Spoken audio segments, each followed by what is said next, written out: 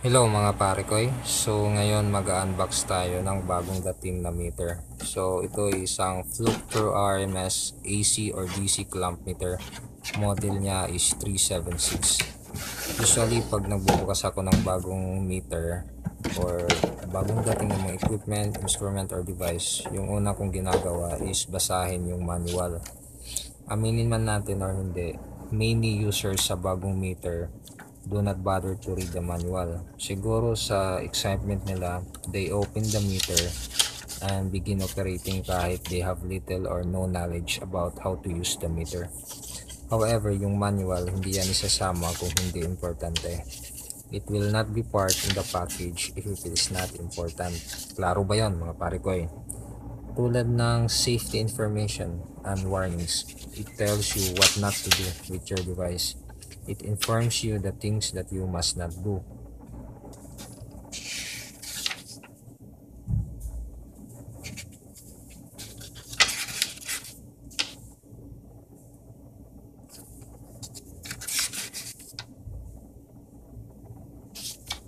Dito sa manual, meron din dito mga electrical, mechanical, and environmental specification. So dapat basahin din natin yun.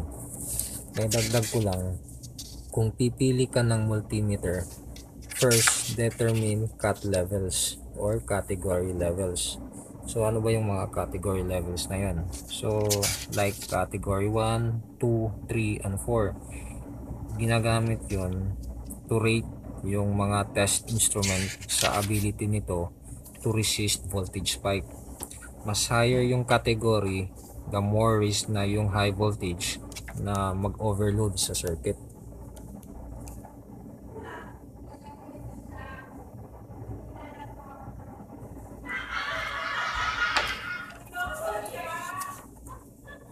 Tingnan naman natin sa loob ng pouch or ang lalagyan niya. Kasama na sa lalagyan yung positive and negative probe. Saka ito yung protective cap niya. Importante itong protective cap niya lalo na kung mag-operate ka sa cut 3 and cut 4 areas. Yung protective cap, dinidecrease niya yung exposed probe metal to less than 4 mm or 4 mm para maiwasan or mapababa yung chances or possibility sa arc flash. Dito naman yung battery compartment niya.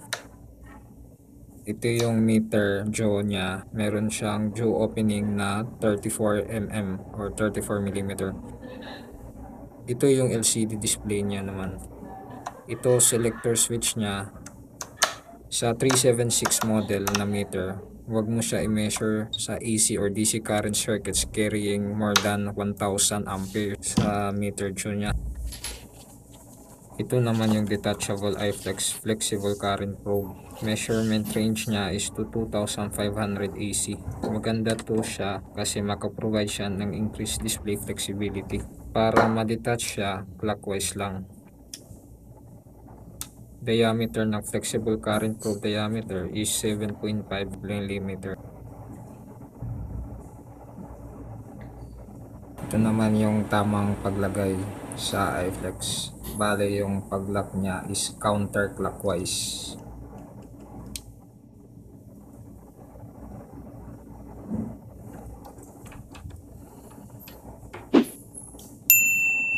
Ito yung kinokonek sa meter.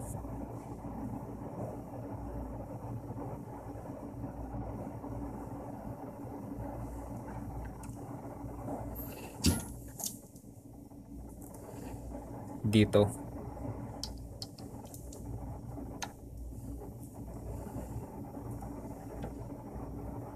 Dito naman isa-set yung selector.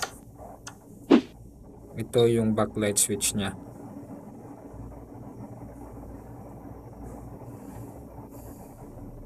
Dito mo iset kung jaw meter gamit mo. Meron siya jaw opening na 34 mm or 34 mm.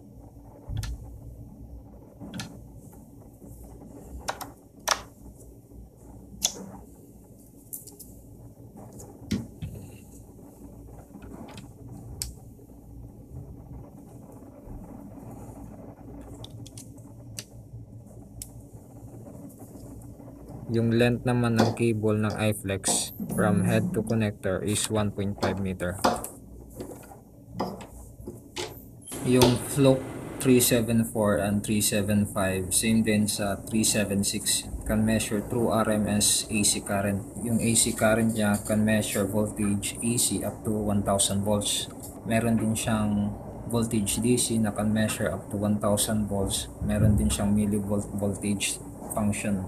Meron din siyang resistance, capacitance, saka continuity. Meron din siyang joule itself can measure up to 1000 amps as well as hertz signal. Meron din siyang DC current at saka yung iFlex function. So dito mo naman kinoconnect yung detachable iFlex nya. Saka ito yung zero button function nya kung gusto mo i-change sa ibang function. Ito yung LCD display nya naman. Saka ito yung backlight nya.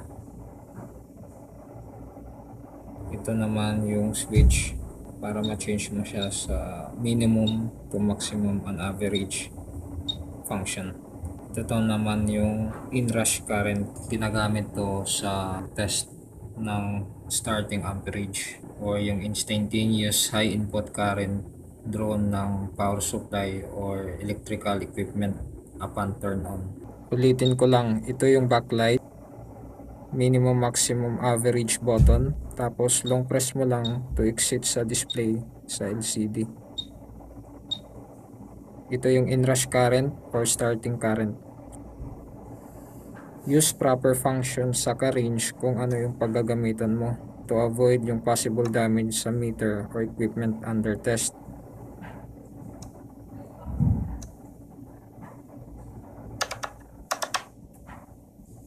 Hold to freeze yung display. Ito yung function nito. Dito naman yung battery compartment. Dito mo siya i-open, iikot mo lang siya in horizontal to unlatch yung cover.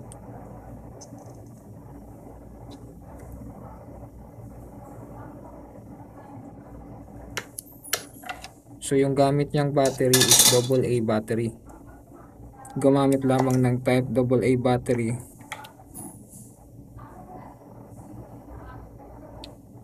Tapos i-properly install mo siya sa meter case. So make sure din na tama yung pagkalagay ng battery. I-replace or palitan agad yung battery as soon na yung battery indicator lumabas sa LCD para maiwasan yung false reading na pwedeng maging rason sa electric shock. Siguraduhin mo rin yung cover ng battery ay sarado bago gamitin ulit. Iikot mo lang siya ulit to latch the cover. I-check natin yung case bago gamitin yung meter. Suriin kung meron cracks.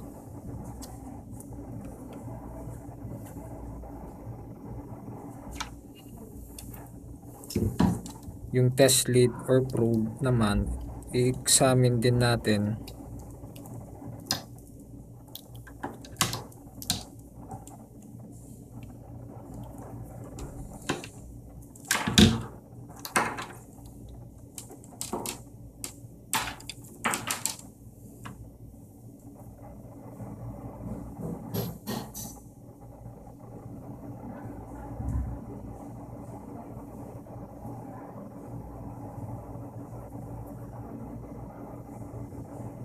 Pansin mo sa probe, meron nakalagay na category level.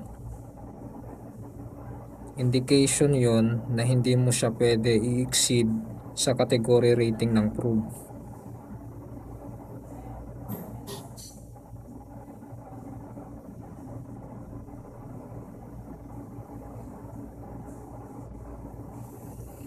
Check natin yung test leads for damage insulation or exposed metal.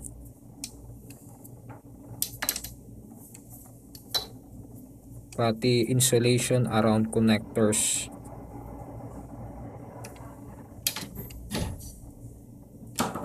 Check din natin yung positive probe. Ito yung protective cap.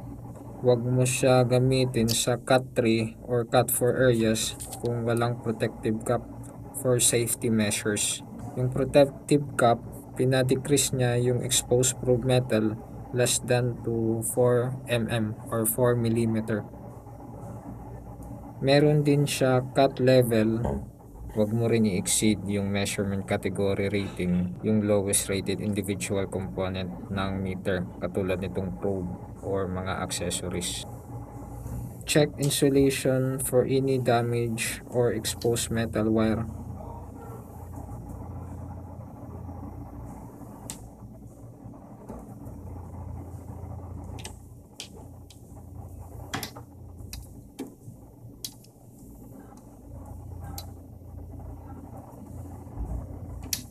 Pati insulation around connectors.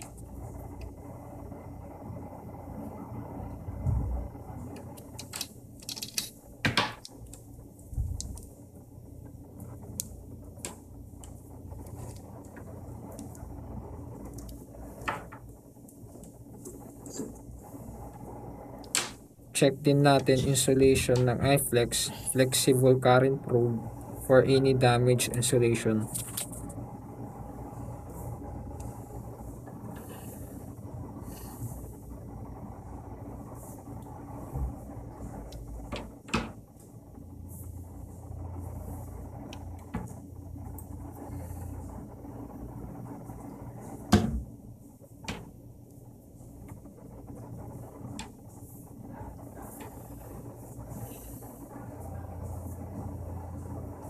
So far so good naman lahat.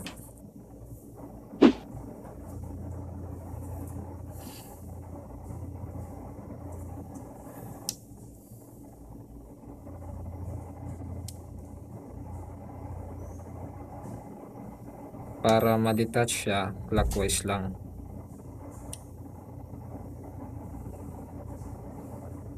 Check insulation for any damage or exposed metal wire.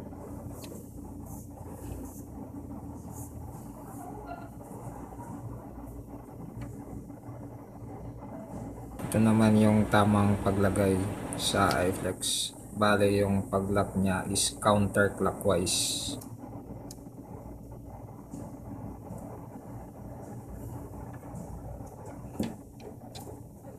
May dagdag ko lang cut level na kung saan ka mag-ooperate. So ano ba yung cut level na yon? So category yon, standard yon na ginawa ng IEC. Pipiliin mo yung meter na may voltage rating higher sa maximum voltage na iyong paggagamitan at each cut level. Yung IEC, nag-implement sila ng standard. Apat yun. Cut 1, Cut 2, Cut 3, Cut 4 sa mga measuring meters. So, kung pipili ka ng meter, dapat alam mo kung saan kang category, saan mo siya gagamitin. Kung sa Cut 3 ka, make sure na yung meter mo is for Cut 3 na paggagamitan. Kasi, yung iba, selects yung Cut 2 na rated at 1000 volts na meter, thinking na superior siya compare sa Cut 3 600 volts. Mali yun. Kasi yung tama, you select a meter with a voltage rating suitable for the location where you will operating or you will be operating. So may apat na category yun. So yung Cut 1, Cut 2, Cut 3, and Cut 4, standard yun na ginawa ng IEC or yung International Electrotechnical Commission. Measurement category yun. For example, yung Cut 1, yung pinakamababa, directly connected sa mains yun, yung sinusukat nun. So mga circuit na connected, not directly, hindi directly connected sa main. Yung Cut 2 naman, measurement category siya na directly connected sa low voltage installation. Example, household appliances, outlet, or mga single phase receptacle connected loads. Yung Cut 3 naman, mga sa building installation to eh. So sa 3-phase distribution, include na doon yung single phase commercial lighting. Example nun is short branch distribution panel devices. Yung Cat 4 naman, yung pinakamataas, yun yung sa 3-phase utility connection or any outdoor conductors. Example noon is yung electricity meters. Hello mga pare ko kung nagustuhan nyo yung video, paki-like and subscribe. Saka abangan nyo din yung next episode ko sa continuation ng float lamp meter, yung paggamit nito. Thank you.